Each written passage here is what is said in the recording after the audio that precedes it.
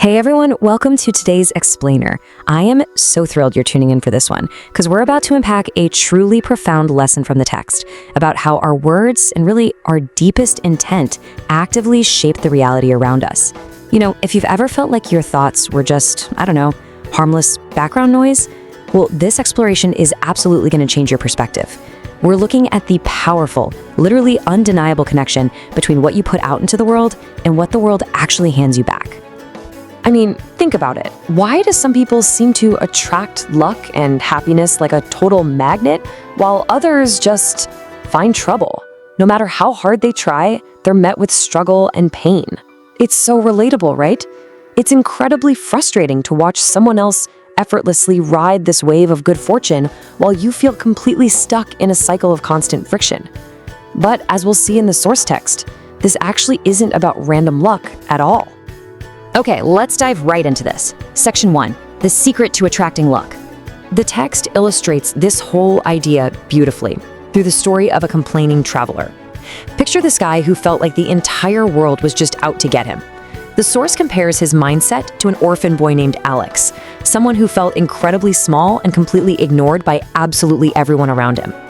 This traveler had this deeply ingrained habit of complaining. He just constantly declared that life was unfair, that he'd never, ever be successful. But here's the real tragedy of it. He didn't realize his negative words were literally manifesting the very obstacles he was complaining about. To really wrap our heads around this, the text compares the words you speak every single day to the seeds a farmer plants in a field. Think about it. Dropping words into the world is exactly like dropping seeds into the dirt. A farmer who plants weeds obviously can't expect a harvest of wheat, right? Eventually, those seeds grow into the very food he has to eat to survive. It's the exact same with us. Whatever harvest you cultivate, whether that's through your daily complaints or your daily praises, you're eventually forced to reap and consume the whole shebang.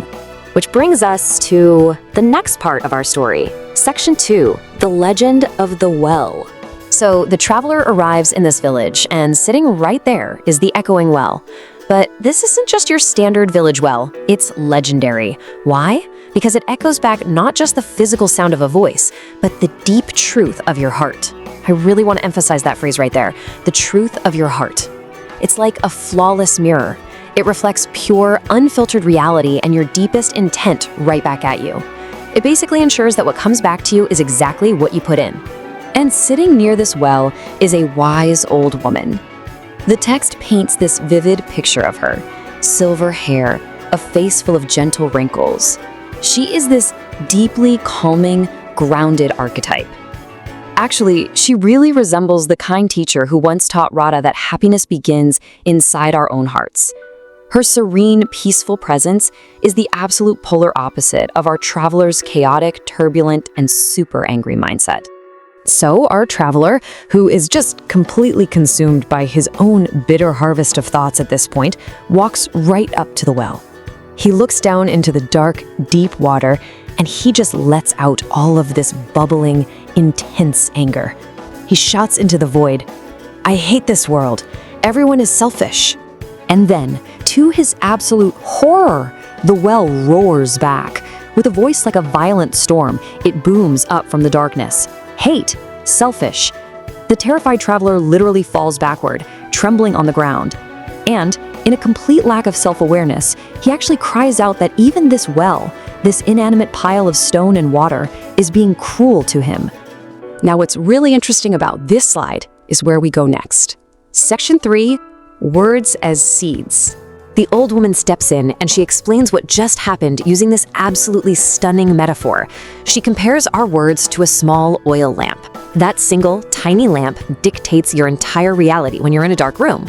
Its light can either illuminate the beautiful details of the room, or it can be used to only highlight the dark, scary shadows in the corners. Basically, your daily words dictate entirely what you are capable of seeing in your own life. To put that into perspective, the source text gives us a super clear dichotomy of character archetypes. If you speak words of anger and doubt, you align with the lazy boy Raju, wasting your gold-like time and actively inviting failure. But on the flip side, if you choose to speak with kindness, especially when you are hurting, you align with the Prince of Mercy. He showed true royal strength by forgiving the people who were cruel to him. One path invites the shadows, the other invites beautiful, radiant light. And that leads us seamlessly into our next philosophy. Section 4, karma is true dharma. So the crucial point we really need to grasp here is this: karma is true dharma. The text explains that speaking positive words isn't just some hopeful, passive wishing. It's actually an act of deep spiritual duty. It's about taking positive action with ultimate confidence.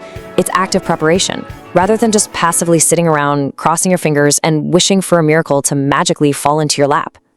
And this next story brilliantly illustrates exactly what that active preparation looks like. The text tells of a little girl who went to a prayer gathering for rain, but unlike everyone else there, she actually brought an umbrella, even though the sky above her was completely clear. I mean, wow, right? That is what it truly means to get ready for the luck and miracles you're asking the universe for. Your words and your actions have to reflect an absolute belief in the outcome. Because look, as the old woman reminds the traveler, time is free, but it is priceless. You literally cannot buy back even one single second of your life once it's gone. So don't waste your precious fleeting moments sitting idle or drowning in negative thoughts. Every single second you spend complaining is just another weed, another seed of negativity planted right into your future. All right, let's bring it all home with the final stretch. Section 5, harvesting a joyful life. The text wraps up using the beautiful imagery of the cracked pot. Imagine a pot that felt entirely broken, completely useless, unknowingly leaking water along the path every single day. But because of that water, beautiful flowers grew all along the trail. Just like that cracked pot, even if you feel broken right now, your kind words are actively creating an unseen harvest of joy in the world. You might not even recognize the beautiful garden you're growing yet, but it's happening for sure. Let's move to the next slide and see how this all builds into real, tangible action. Based on the text, here are the promises you absolutely need to make to yourself today to transform your own echoing well. First, watch your words closely. Second, speak hope into your life. Third, believe in your goals and prayers, just like the girl with the umbrella. And finally, remember that your kindness matters. I want to leave you with this final, really provocative thought directly from the source material. You are never walking alone, but what kind of world are your words planting right now? Really take a second to ask yourself that.